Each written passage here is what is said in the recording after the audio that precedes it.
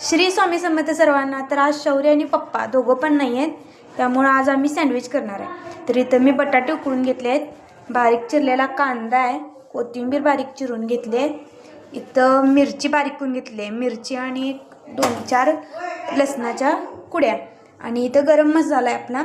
हे सगळं आता आपण बटाटा कांदा सगळं मिक्स करून घेऊया. आता आपण ह्यामध्ये बटाटा खिसून घेतलेला ना, त्यामध्ये बारीक चिरलेला आपला कांदा, कोथिंबीर, मिरची, मीठ आणि लसूण हे जे बारीक केलेलं होतं ते सगळं घातलं. आता हे सगळं आपण एकजीव करून घेऊया. तर आता आपण जे मगाशी मिश्रण मिक्स केलेलं ना, ते आता आपण पावाला लावून घ्यायचं छान असं.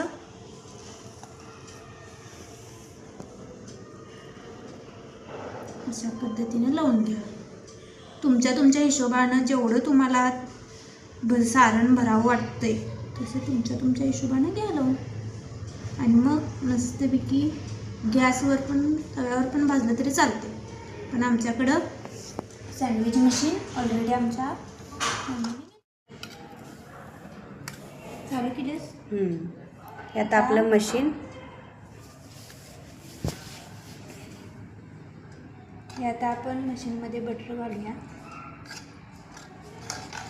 प्रत्येकाची करण्याची पद्धत वेगळी, ही माझी पद्धत आहे. ह्या पावांच्या मध्ये जर का चीज घातलं तर मस्तच, पण आता चीज नाही आहे अवेलेबल आमच्याकडे, संपले चीज. तर आता आपण ह्याच्यात ठेवूया.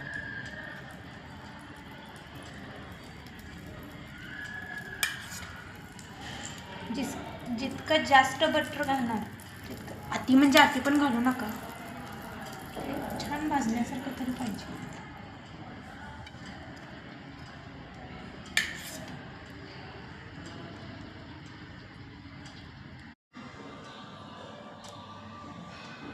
बसणार नाही एवढं व्हिडिओ बसणार नाही. तर आपलं आता भाजून झालेलं आहे सँडविच.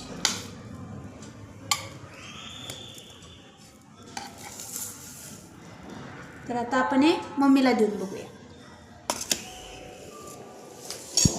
किती कट करायचं मम्मी, कसं झालं सांग आता खाऊन मला. की बाळा तू छानच करतेस, तुला ह्याच्यामध्ये लई इंटरेस्ट आहे बाळा.